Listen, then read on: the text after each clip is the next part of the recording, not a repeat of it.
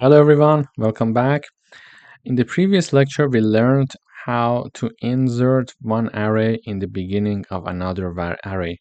So initially we defined two arrays and then we initialized a third array, and the third array was going to in fact merge these two arrays. So we were having like this target array, and the first array was being inserted in the beginning of the second array. However, after discussing this lecture, although we are able to know how to insert an array in the beginning of another array, but we could see it also the other way around. So what if we would like to insert an array in the end of another array? So in this example, we had this array R2 that R1 was inserted in the beginning of this array.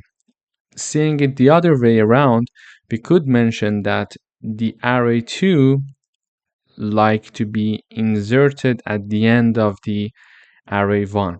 So this example can be very helpful for doing both tasks.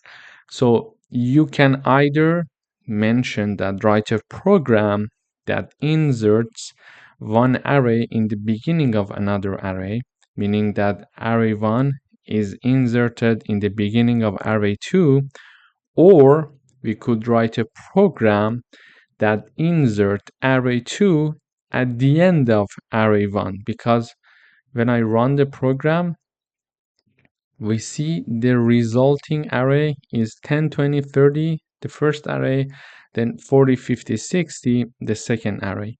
We could either say the first array is inserted in the beginning of the second array, or the second array is inserted at the end of the first array.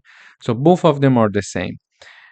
It depends what we are going to do with the program.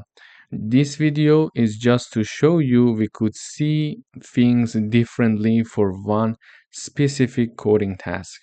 In the next video, you will learn how to insert one array in the middle of another array. Thank you for watching.